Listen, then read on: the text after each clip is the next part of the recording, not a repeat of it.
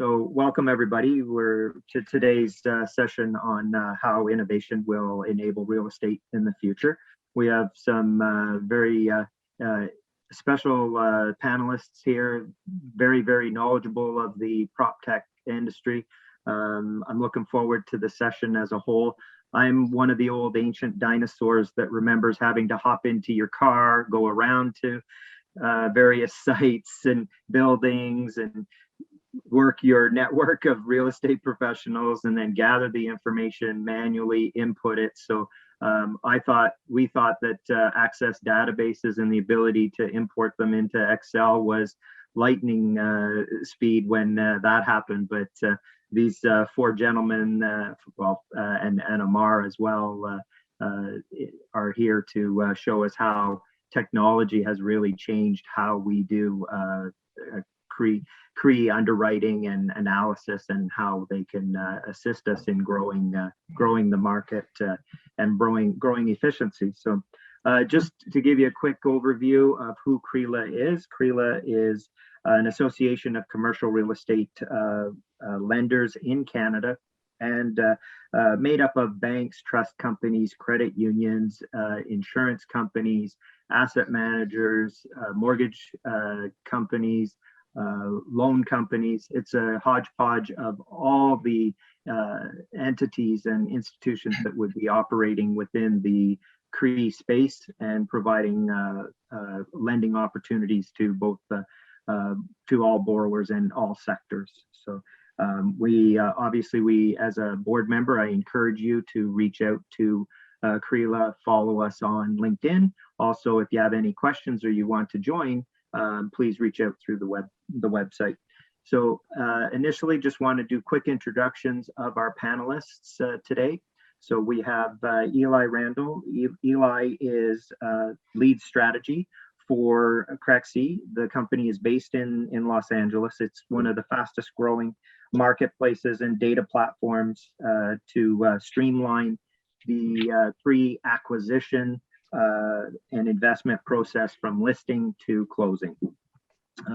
We have LD. LD is is the founder and CEO of Cherre. He is based in New York. It's the industry's leading real estate data analytics platform, which empowers its clients to evaluate investment in real estate opportunities faster and more efficiently. So unlike a dinosaur like me, LD, I would have loved to have you 20 years ago in the industry. Nelson Lau. Nelson is CEO of PropertyQuants, which is based in Singapore. So welcome, Nelson. I know it's late in the evening there for you. It uses quantitative methods to allow its clients to make decisions on global real estate opportunities and investments.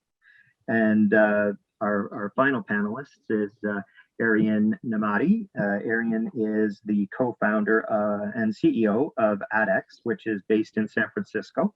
It provides solutions through an interactive document review platform powered by AI for real estate professionals and investors. And our moderator today is Amar Nijjar. Amar is founder and CEO of Finneo, which is based here in Toronto. Many on the call will know Amar. It is the leading CRE debt software automating the CRE financing industry by using data analytics to match its clients to lenders and real estate lenders across Canada and the United States. So welcome panelists, and Amar, just before I pass it over to you, we want to obviously thank, without the sponsors, we would not be able to provide these webinars. So we want to thank Hanscom and Butterfield for being key sponsors. Hanscom is a loan monitoring company, subsidiary of Hanscom Limited. It's the oldest and largest firm of professional cost consultants and quantity surveyors. Butterfield Development Consultants is, again, construction cost experts and offers tools on its website which provide up-to-date information on all types of buildings. And then we also want to thank Robbins Appleby, Barrister Solicitors, PGL Environmental Consultants, CDW Engineering, Pelican Woodcliff Real Estate Advisory, and of course, Finneo CRE Debt Software. All the proceeds from our sponsors today go to a charity called Educate. Educate's a nonprofit organization that provides orphans around the world with food, shelter, clothing, education, and resources to thrive. So we thank them. And Amar, I pass it over to you. Thanks, Mike. Excited to be here. And in the interest of time, we're going to get straight into the panel discussion for next 35 to 40 minutes, and then we will open up the floor for some questions as well from the audience. We'll try to wrap it up at around 11:55 with a hard stop at 12. So LD, Cherre is a data fusion company. Can you describe in your own words the use case, the problem that you're solving for your clients? Yeah, so our clients have an interesting challenge. It's not lack of data, it's actually an abundance of data. So real estate's the largest asset class in the world and has been for a really long time. And it's not a bunch of dumb investors. It's actually some of the smartest investors in the world with a lot of wherewithal and resources to do really cool things. Challenge just is that the industry is very siloed by asset class, by geography, by investment strategy. And as a result, you have all these little data fiefdoms for each one of those different, silos of data. And as a result, both investing and managing assets becomes a very manual process. So investing is very much driven by brokers, slow action to be able to analyze properties, very difficult to find off-market properties, although the vast majority of assets are marketed anyway. And then also on the asset management side of the house, just these big armies of people whose job is just to answer, what do I own? Where do I own it? How am I performing versus budget versus benchmarks in regular reporting? Instead with Cherre, we're a data warehouse, right? So think of us kind of like Snowflake for real estate. Everything is connected seamlessly, all their data, internal, external, paid, free, public, private, from any source, including a very large marketplace of data sets. They come pre-connected. So it's not just have a data set you turn on, it actually flows through, connected to all your other data, internal, external. And then be able to analyze assets or look at assets off market for the first time becomes really, really easy. It's also really easy to then manage those assets, right? All the reporting and benchmarking is completely automated. And now I just have to figure out, why are certain assets performing better than others, or why are certain assets underperforming, and be able to make that actionable. So we typically serve very large asset managers, typically the largest in the world, banks, insurance companies as well, and typically deploy our warehouse within, a couple of weeks, a couple of months, instead of this multi-year, multi-million-dollar strategy, just instant ROI. Gotcha. So we're gonna lots of interesting stuff, and I'm gonna come back to you with a lot of follow-up questions in that regard. But in the meantime, carrying on some quick intros on the use case. Eli, so is CREXi like Zillow of commercial real estate? What problem are you guys solving? And how are you different than a 10X or a buy proxy? Thanks, Amar. Thanks for having me. Appreciate it. Nice to see everyone and speak to everyone I'm not seeing right now. So our core product really is a conduit for supply and demand. For a long time, buyers of commercial real estate didn't necessarily have access to inventory. They may have had access to inventory in their local market, but without shaking the hand of every broker and seller, they really weren't seeing all the deals in the marketplace. And on the flip side, sellers weren't reaching the full buyer pool when disposing of a property, and the result is perhaps limited pricing or not optimized pricing, in addition to very slow illiquidity at times. So really it's a conduit. It serves as a marketplace, breaks down barriers to entry, democratizes not only the buying of commercial real estate, but also the disposition and the selling of commercial real estate as well. And the main purpose in our product and business has grown is to connect the industry and to make it more accessible to a wider audience. In terms of the second part of your question, I don't really want to speak to their business plans, nor can I entirely, but we're a very different product than what they're offering in the moment. Gotcha. So we'll come back to that as well. In the meantime, we'll just move over to Singapore. Nelson, PropertyQuants is looking at big data, and you guys are attempting to build some predictability models to deduce sort of the pricing trends in that market or sub-market. How hard is it? Is it working? Are your clients receptive of that? What are the challenges in that space? Yeah, look, I would say, just to sum up like what we're doing and sort of give the background, there is a lot of this buzz around, hey, we want to use big data. It's important to, use AI methods in real estate. And one of the things that, so, you and I and Arian were going through this sort of Collier's PropTech accelerator, right? We chatted with tons of people in the real estate industry from Collier's and elsewhere. And we would say this, right? Hey, we are using sort of quantitative approaches or data science for real estate. And we get sort of this blank stare, right? Like, well, what is that? Like, what are you actually doing? What is that all about? What is data science? How can it be applied to real estate? So one of the first things is sort of, educating people about what these methods are. And that's one of the first things that we are helping people to do. There is a lot of interest in applying these methods, but there is a little bit of a skills gap, right? Like there are a lot of people in real estate industry who want to use these methods, but don't know how. And so one of the lines of business that we've started upon is actually running educational courses on how you can use this data. And that's sort of one of the problems that we're solving. We do find, and we've seen people work on projects as they work through sort of what we teach from all over the world, right? Projects done on, Europe, North America, Australia. We have people work on projects from Africa. So it is possible. There is data around the world. These methods can be predictive, but it does vary from geography to geography. And so we can get very much in depth about this, but one of the things you can do is sort of build automated valuation. The accuracy of how well you're able to predict, say, and let's just stick to one segment, single family home resale pricing. That can vary dramatically. In Singapore, for example, we can get to, accuracies of under 4% mean absolute percentage error. And then, if we're looking at something even in, say, the United Kingdom, because the government data is a bit more opaque and doesn't have sizes, then you're closer to 10%. And if you get out to a market like Indonesia or something like that, we've seen people work on that. And if you get to like 15 to 20%, then that's pretty good, right? So it varies a lot based on the backdrop and so on. And so that's one of the lines, sort of teaching people to do this. Another line is we actually custom build some of this. There is a bit of a skills gap in the industry. Not everybody has the talent or the staff with the talent to build these out. So, we can custom build that. So that's a roundabout way to say that it depends. There's definitely areas that it works, but it varies by geography and asset class. Gotcha. So there's going to be a lot more talk about data in a minute, but let's move over to California where Arian is there sitting in his beautiful backyard garden there.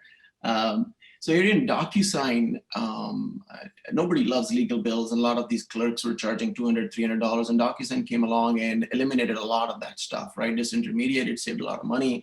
Obviously, they've done extremely well. Are you trying to do something similar with your intelligent document scanning software? So yeah, thanks, Amar. I'm actually going to take one more step back just to follow and echo LD and Nelson's point there. The whole purpose of this conversation, which we'll continue on this in the AI and how we can actually utilize it in the PropTech market, it starts with, as LD also mentioned, with the data, the silos of the data, and they're all everywhere. And then the Nelson would be the end of this funnel, actually taking the data and predicting the future and the valuations or whatever that needs to be done with the data science. So if you think about Nelson as the last step, and then LD is in the middle here, basically combining the data, feeding the data to the Nelsons of the world. We take one more step before that, which is the first typical improvements of AI in a new industry is productivity, operational efficiencies. And we look at, with ADEx, we look at all the manual or semi-manual processes right now, including mostly focused on document review. That's another source of data that is mostly offline, but not like RPA, but more focused on daily applications and daily use cases, meaning that the process of reviewing a new loan application, the process of due diligence via a new real estate acquisition company, and on, or daily work of an asset manager. ADEx, essentially, when you are reviewing those documents, ADEx takes reviews the documents for you. It reads the information inside that document. It automatically standardizes data on the back end, allowing you to be more efficient in your daily use case of work. And on the back end, the data is now standardized and connected to these other platforms that allows, again, LD and Nelson and all these other companies to actually use that data to predict the future and all that. That's essentially what we do. So near-term operational efficiencies, but on the back end, the data is clean and standardized across the organization for future use cases. So are you able to take a lease and scan it, the 200-page lease or 100-page lease through your machine, let's call it for lack of better words, and get a 2-page fairly accurate lease summary, lease price sheet that otherwise through a lawyer would have charged cost like $2,000 to do that? Is that happening right now? Yeah, absolutely. So that again, the idea is that the document that you're reviewing, imagine this document viewer, which is what ADEx is, has already gone through the document, identified every single visual element, all the way down to the difference between, right of first refusal and right of first offer. If you want export a quick summary of it, you can do that. That's an abstract for you. If you want to push a portion of that data to Cherre, you can do that. If you want to push another portion to PropertyQuants, you can do that. Again, the idea is that on the back end, all this data is available to you. You can summarize it in the form of an abstract. You can send portions of that data to other stakeholders. It could be multiple parties in a review. Is there still a manual oversight, a second set of eyes needed, a human intervention needed, or is it fully automated and it's 100% accurate? Can you talk real quick about No, we're not. Yeah, absolutely. So we are not an RPA solution. The focus of ADEx is actually where the review environment is necessary. Meaning that, again, this could be a due diligence, this could be a review environment, this could be multiple parties negotiating on a document. It doesn't need to be legal, by the way. We focus on everything from legal documents to financial documents and all the way to marketing documents. The focus is on the document itself because that's where the data is. That's what we focus on. So no, you don't necessarily need to review the documents, but ADEx is a review environment. It's a collaborative online review environment that also has the backend to standardize and structure data to feed to these other platforms. So we sit between your document repository and all these other systems out there for whatever use case. So LD data is messy, right? Like it's very dirty. It comes from so many different sources. Just anybody who's worked with spreadsheets knows that. But what you guys do is so much more beyond just the spreadsheet data. What's your edge to clean data? How do you normalize data so that it's meaningful on the other end, on top of which the algorithms can ride in an efficient way? Yeah, so first of all, I'm happy to say that a lot of the data sources today are doing much better than they did, 5, 10 years ago. Like, so let's just take Eli, for example, right? When data comes in today from someone like CREXi, it isn't this a listing. It's a normalized listing across every single piece of data that they touch. And it's true for other types of companies as well. It's true for companies like RCA and TREP and Comstack and Reese and many of the other partners that we work with on a day-to-day basis. Real estate doesn't really connect in a regular way, right? So first of all, what is property? Property is this kind of morphic object. Is it the tax parcel? Is it a building? Is it a unit? What about if I'm starting to talk about financial and operational data? So I have a GL, a ledger. So what is a ledger? Is it for a building, for a fund, right? Buildings can overlap each other, so they share the same XY coordinates, so that's not enough. They could also have parcels that are separated, so they don't even have any overlap, no XY coordinates really connect there. And I can even buy like air rights from across the street just to make it complicated, and I don't even know what that means, right? We connect data programmatically on multiple different types of keys. So addresses are one of them. We have about 3.5 billion addresses in our database that we process pretty regularly. Names is another one. That's another about 1.5 billion entities. Polygons, so both parcel polygons and building polygons. Think of it as a very large, rich object world in a schema that connects these things together on a graph. When we think about how we clean data, it's also, we don't do anything manual, so just incredible amount of automated processes. Some are very much data science driven, classifiers around how do we build data, how do we understand relationships between data sets on the graph. Some of it's just regex, right? So just taking regular expressions and trying to understand why, N is north or something along those lines, and why sometimes it's the end of a sentence or of an address and sometimes it's in the beginning. So we have a lot of processes whose job is just to get data out of something and into something, right? So it's a lot of processes that get data into our data store, or our client's data store, really. Then we have a lot of processes that then prepare that data and clean that data in a way that may not be intuitive, right? So normal data cleaning processes might think we're going to turn all nulls, zeros, and empty fields into the same thing, but that's really dangerous in our world, right? You could pay zero taxes, but you can't have 0 square feet, except if you're talking about air rights, in which case it might have 0 square feet, but might have a financial. So these types of nuances are really important. So we build a lot of processes that clean data in a way that do that programmatically for any type of data set that comes in. And then everything gets resolved to each other and made available either as an API or BI, depending what our clients are typically doing. So a lot of automated processes that ingest data, clean data, normalize it, and connect it. And I'm very happy to say that a lot of the data sources that we work with, 100 partners, I guess, or something like that, are doing an incredible job starting to conform to that schema and to those types of rules. And it's making our life a lot easier, but more importantly, it's making our end clients' life a lot easier, because there's only so much we can do programmatically. Sometimes we get it wrong. If our clients or our data sources are doing it better in the source, less likely we're going to get it wrong along the way, and more likely our clients have better data at the end. Since we have a lot of lenders part of this association, can you talk about a use case for a lender who has multiple mortgages, a lot of annual loan reviews, very manual process of looking at the cap rates and the rents and market comps, and underwriting that is still on a Word or some sort of a PowerPoint format, and that is the extent of technology. And if a lender can access Zoom today, and they've been allowed to, and they feel very proud of that they are on technology platforms, or Google Sheets is technology where they can see the two parties interact at the same time. Having said that, where is the use case for lenders today in your mind? Yeah, so both commercial and residential lenders have basically the same core job. By the way, insurance is the exact same use case, right? I have this process where a deal comes in from typically a broker, but not necessarily. It could come direct, but often from a broker through a distribution channel. And now I have this long process of, give me the information, back and forth QA. I'm going to go to multiple different data sources and evaluate that data. I may or may not have to send an appraiser and/or some kind of survey tool to be able to figure out what this property is. Then I'm going to have to go back to QA and going back to those sources again. Then I'll figure out if this is part of our risk appetite, and then it will go to some book, to some risk officer or loan officer that's going to sign off on it. That takes months, literally. It should take minutes, right? Because all the data is available in theory, and we do this literally. You get a magic link directly to the consumer. All the data is pre-filled. You just confirm that it's right or correct it. The next step should be a binding quote. It's not going to be binding in these days, but it should be just short of that, because all the data sources that you would go to check are already connected behind the scenes, better than anything you would do manually. We know the risk appetite, and all the models that are running around risk are already running as scripts as part of that process. And all we have to decide, is this part of something we want to touch or not? So we can take a process that takes months.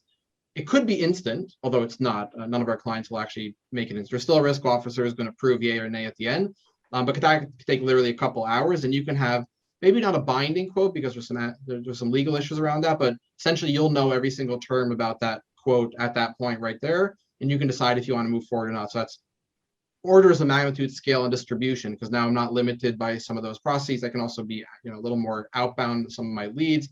The process of underwriting is significantly faster, so the volume of loans we can do is much bigger, and then the risk is much lower, because all these people doing it manually are on average, making mistakes. So if we can reduce those mistakes, again, just the risk profile goes down dramatically. So your business is a complex, heavy on tech, heavy on sort of deep machine learning business, maybe over time, especially more so. And you're selling to large organizations, large institutions. That sales cycle must be really long, especially in the beginning stages. You guys have obviously done a great job on the venture capital side. I think you raised $75 million, so congrats on that recently, Series B. So clearly the market is seeing traction. But on the customer side, are you seeing, if you look at the last sort of like that 2018, 19, when you guys were just starting off, and obviously last year was pandemic, and where you are now, has that pace of adoption changed in a big way, or still is a really long cycle and you see it to be like that over the next few years? No, so our average sales cycle is now down to just under 45 days, even in the 30s. So pretty impressive. Fastest enterprise sales cycle I've seen in my lifetime. We've had deals at high 6-digit ACVs close in less than 2 weeks this quarter, or last quarter, I should say. So definitely the pace is increasing or accelerating.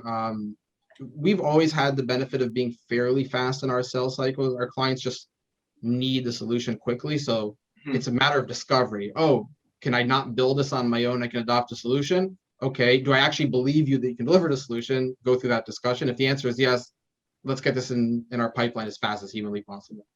Gotcha.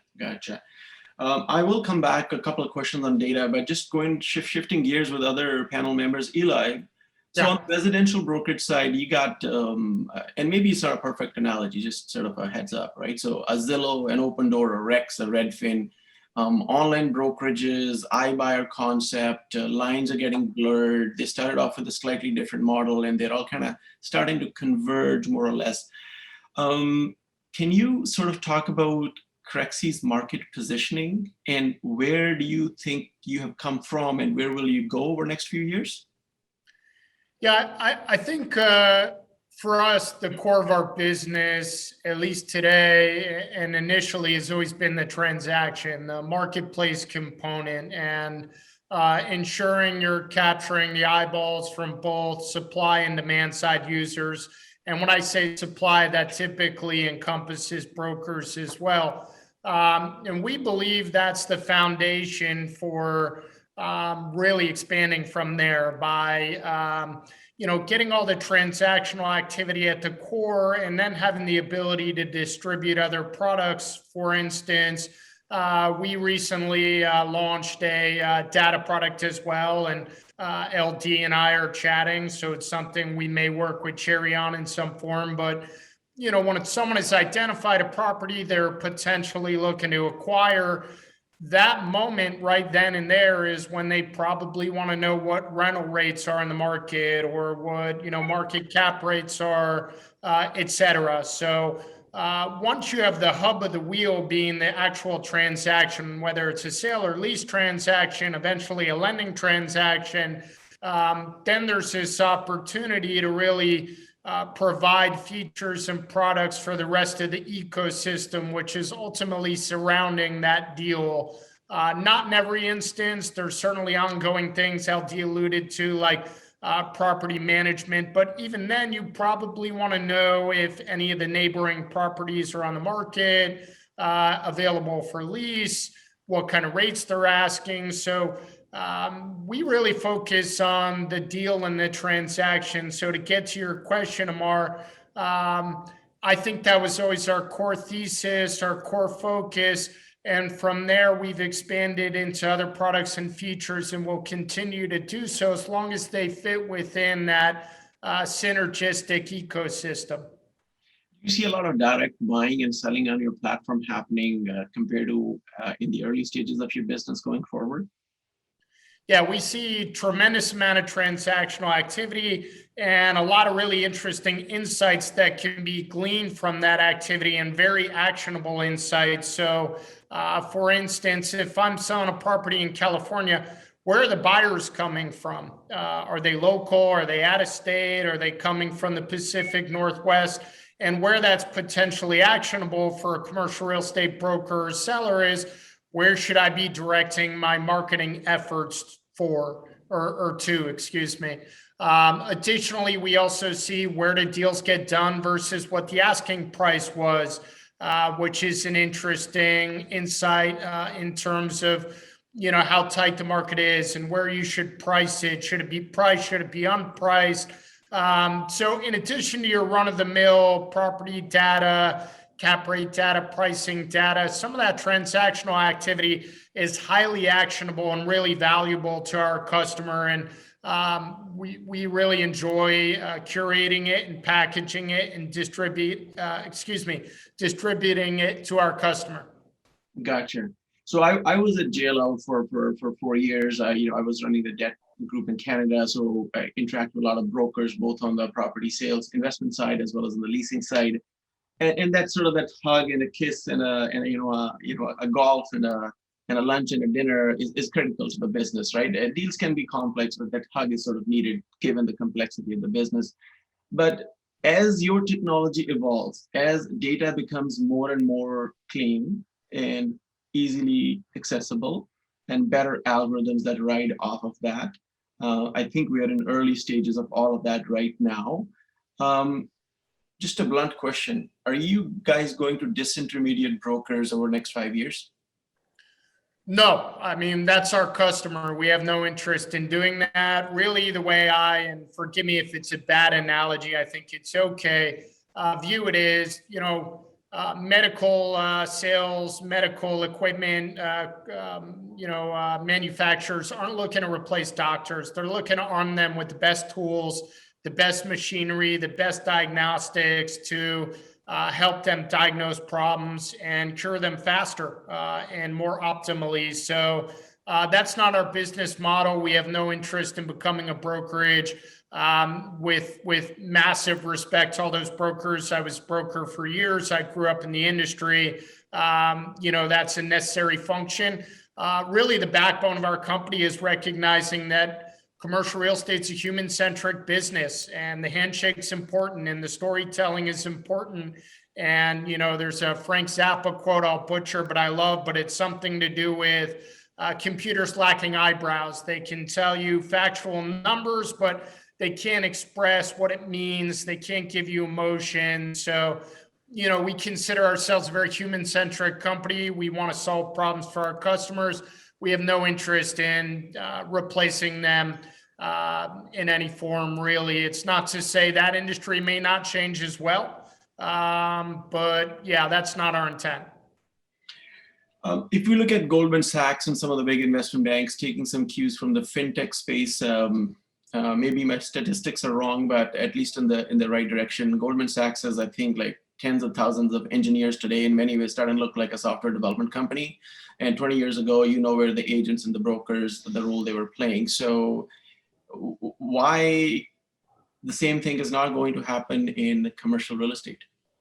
Yeah, for me, it's simple. Well, maybe it's not simple, but I'll put it simply, in my opinion. My finance buddies may call me and yell at me later for, mischaracterizing their business. I don't profess to be an expert in it, but I think a share of stock is pretty homogenous. It's pretty uniform. It's consistent. Pricing's highly transparent. It's very liquid. We don't have those things in commercial real estate. Every property is different. The use could be different depending on the buyer. The value could be different depending on the buyer's cost of capital, the redevelopment, the whole story could be different person to person. It's not a homogeneous asset class. So I think it's hard to just automate things and kind of make it one size fits all for every buyer and every user, given that there's a different story behind everything, every piece of property. And that's one of the beautiful things about commercial real estate, in my opinion, is you can get creative. You can show some artistry in how you acquire a deal, how you value a deal, when to sell a deal. And I think it's that lack of homogeneity that's where perhaps the analogy differs. Right. I mean, I agree in a way that, given the complexity of the deal and lack of proper data, a buyer needs to be educated, a seller needs to be educated on pricing and cap rates and rents and underwriting, the IRR model, the Argus models, where things going on that property, the local demographics, the trends, the walk scores, all those things have to be, that human element of somebody explaining that brings a trust factor. And it's very emotional, that decision sometimes. So much more perhaps on the residential side, but on the commercial side too. But Ali, I'll come to you, but let me just pose the question, and maybe that will be part of your answer.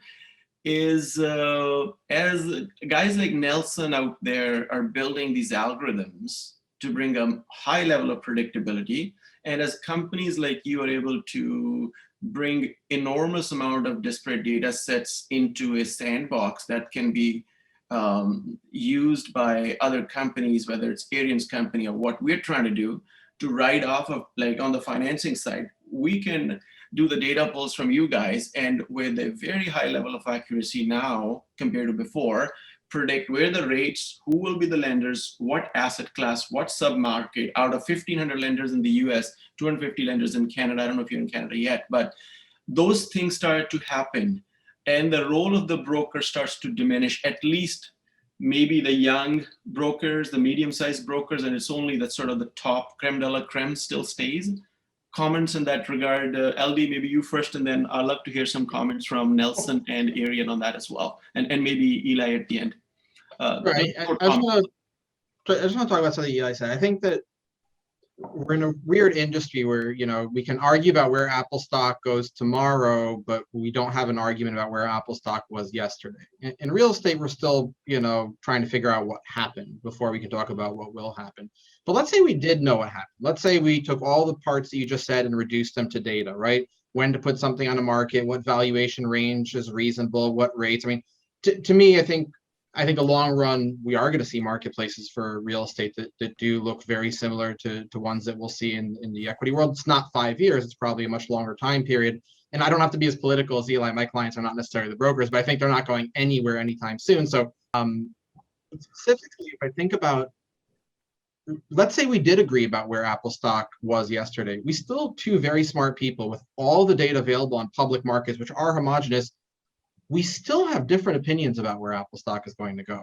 And if that's the case with a data-rich environment, with homogeneity of the asset and everything around that, that just compound that back into real estate. And not only are the brokers not going anywhere anytime soon, they have to evolve into interpreters of data and into data-driven storytellers, right? They have to be able to say, here's the price range. It's not 1%. If that was the case, it'd just be automated trading. It's somewhere in this range. Do I put on the market today? Do I put on the market in a month?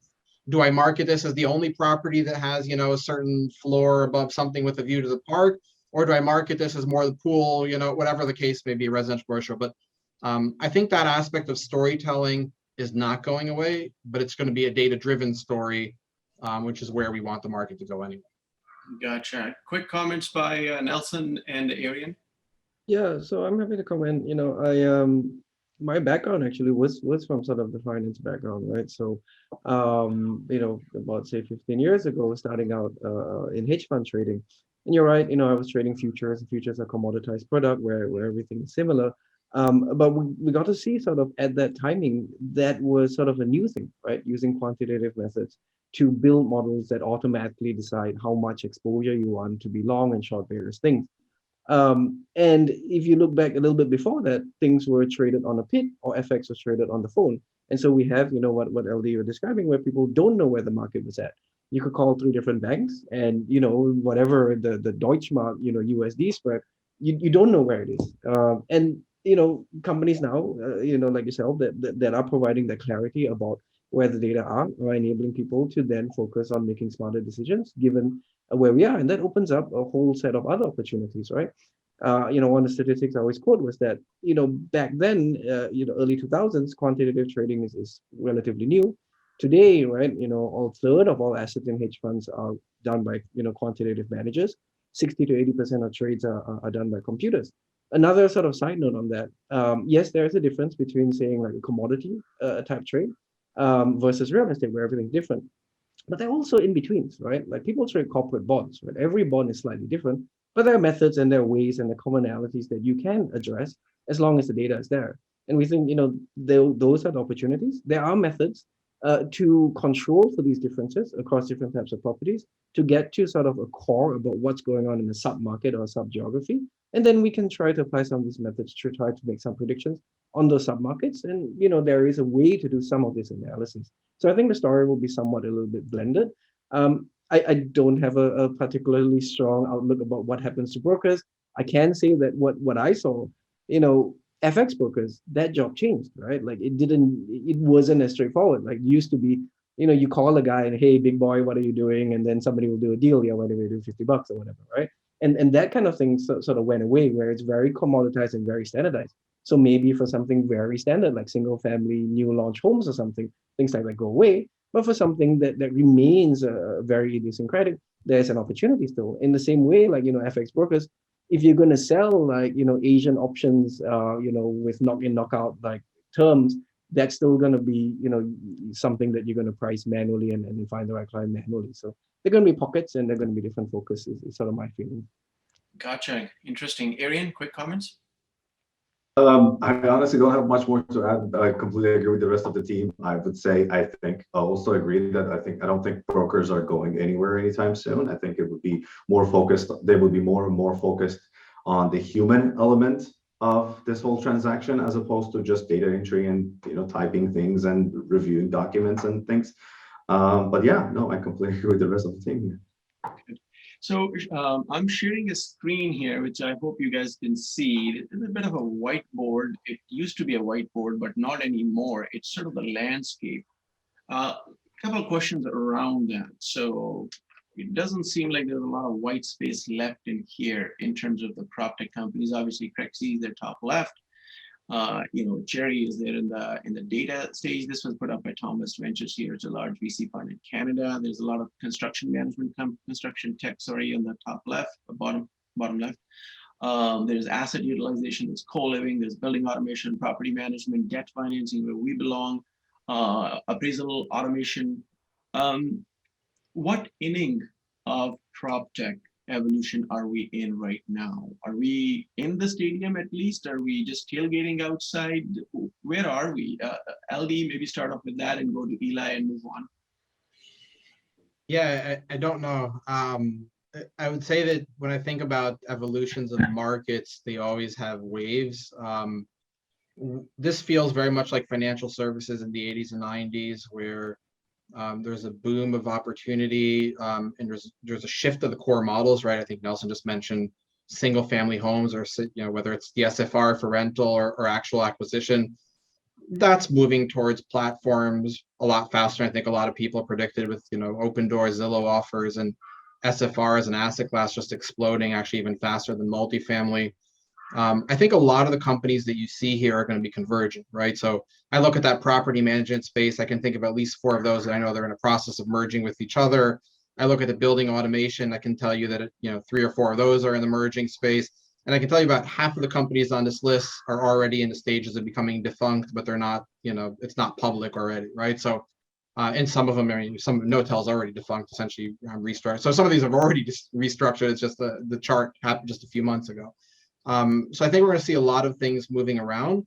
I think you see different things, right? There's parts of just regular, just providing services to the different parts of the industry that just have been a little nascent, a little slow to adopt technology. Huge worlds around how do we leverage data in different parts of the value chain. You'll see that across the board, either as standalone solutions or as part of other things. So, for example, Eli, they use a lot of data, but it's not necessarily a data company, right? So, and I think that probably will evolve towards more of a data company down the road. If you gave me a crystal ball here about what adds the most amount of value to their clients down the road, I think a lot of these are just going to be about how do we provide the most amount of value to the biggest people in the stack, and then have the rest of the folks on the stack start trickling down and catching up or disappearing across the world. That's kind of my gut take.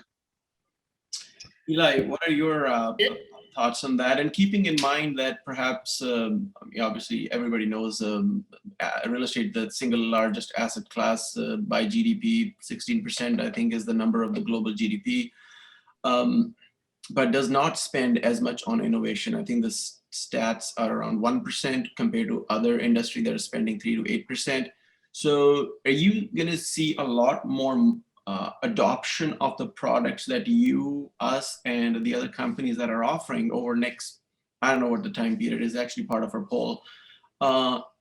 And keeping that adoption in mind, where do you see the white space here? Like, where do you see more of that will happen?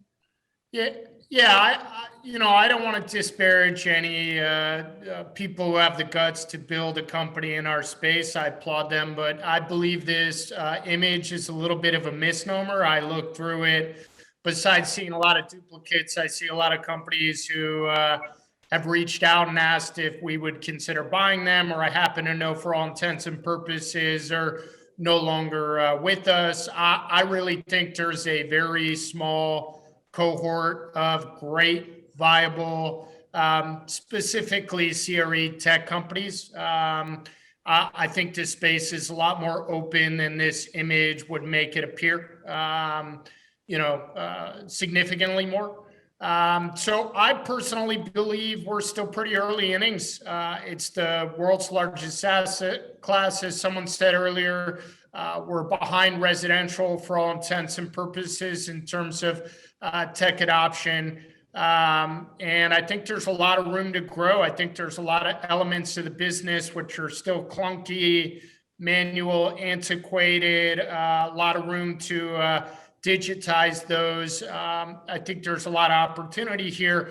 Like LD said, I think it's a little cyclical and there will be ebbs and flows of capital into the space and attention. It seems to have a lot of attention right now, but you know, among this list, there's also a lot of what I call TINOs, which is tech in name only. And, you know, some of these aren't really truly tech companies. They hire 10 engineers to build a website, but for all intents and purposes, the business is not really technologically advanced. And, you know, long way of saying, I think we're still pretty early innings in this space.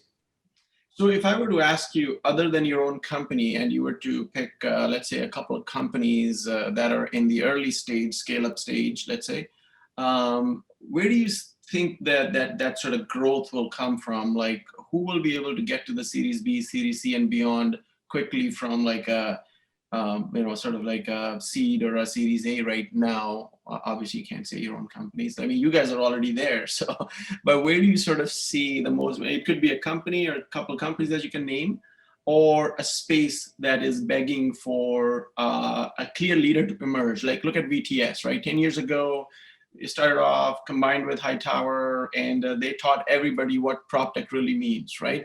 Where is the next VTS? Obviously, there's some sort of the, you know, the old archaic legacy companies, JD Edwards, you know, Argus and Yardi and CoStar maybe in that mix, and VWorks. But where is the next big action happening? So you have to pick one or two companies other than your own, and we'll maybe just to mix it up, maybe Arian, start off with you. We can't name our own companies, huh? Nope. Maybe I'll name you. No, I mean, I'm joking. To me, it's data. I think there is still a lot of value that we can provide. Obviously, you know, I'm a little bit biased, but I think it is data, and I think the more data we have and clean data we have, you can see more value from all the other platforms that haven't even arrived yet, probably because of that. So, but that's just my 2 cents. Gotcha. Nelson? So I actually think the big opportunity in the white space here is quantitatively driven investing. So Skyline AI, maybe to some extent, is doing it. And then, you know, LD, there's also, you guys are working with Quarry, right? Quarry picked up some properties using your auto sourcing, right? Yep. You know, we saw also in Australia, right? What was it? Investor, together with Oxford, doing some AI-driven picking of real estate in Australia. 2 Sigma, traditional hedge fund, recently announced, hey, we're going to launch quantitative-driven investing. And that can be huge, right? Like, what's the AUM of the #1 real estate investor? It's some phenomenal number. And so somebody leading the way and saying, hey, look, you know, we are beating the market by X percentage point using data-driven methods, of which, you know, a number of companies in the space are such as yourself, making it very feasible when you're feeding data to some of these guys.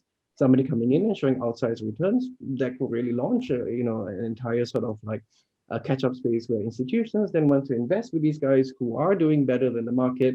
And I just think that's the place to be. Maybe I'm a little bit early, but that's my sense, and I think it is beginning now.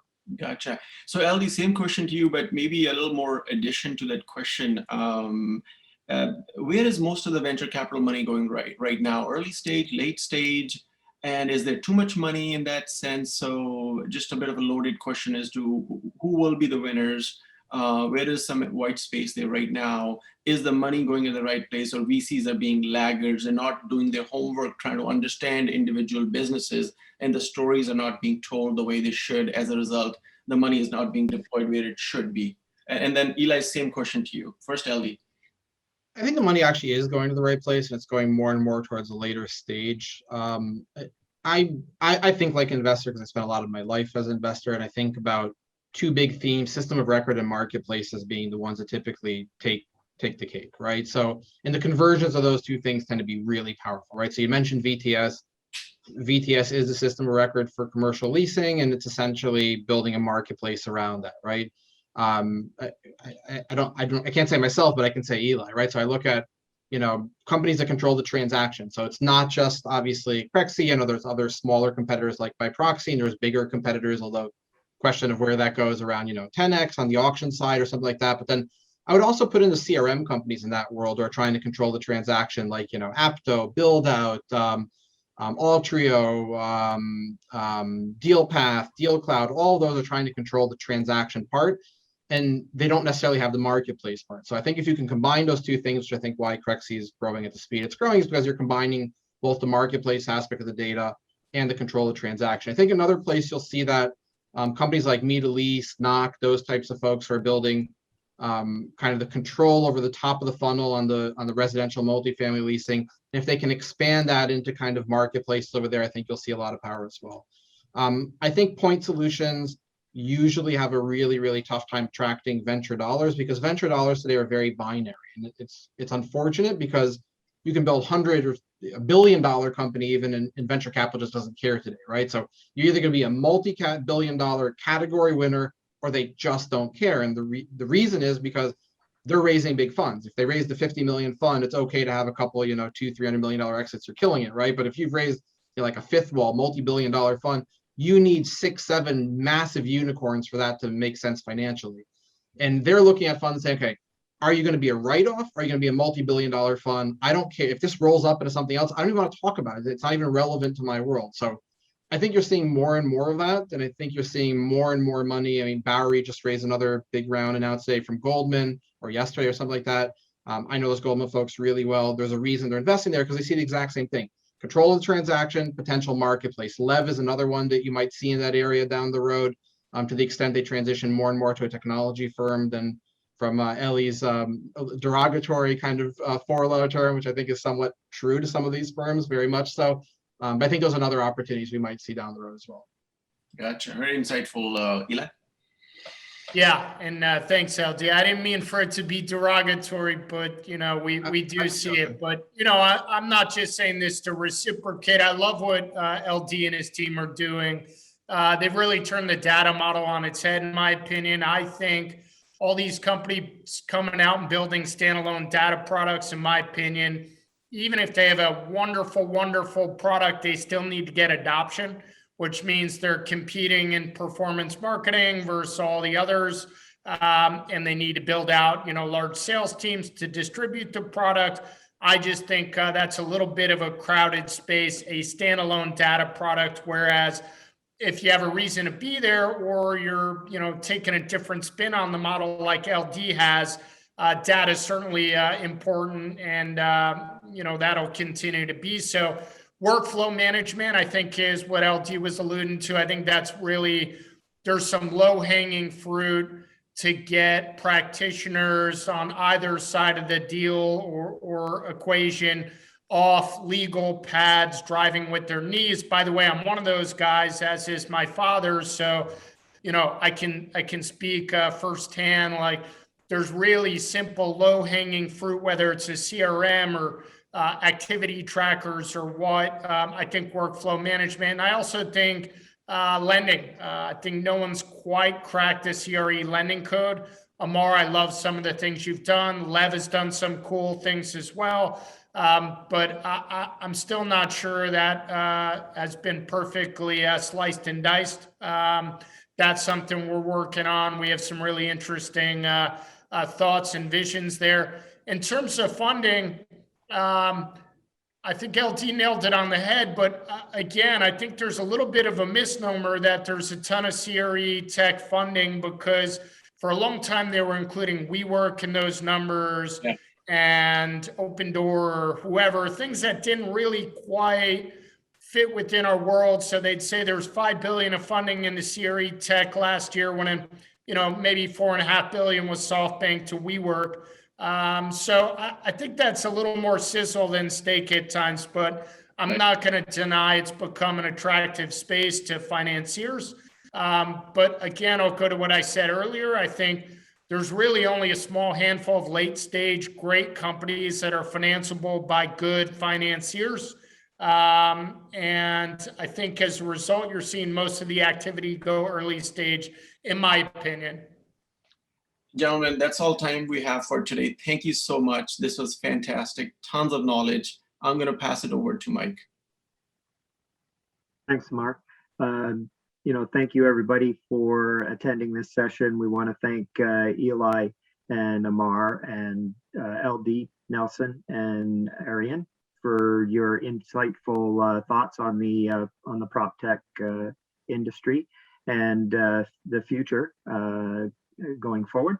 Want to also thank all of our sponsors, Hanscom and Butterfield, Robbins Appleby, PGL Environmental, CDW Engineering, Pelican Woodcliff, and of course, Finneo.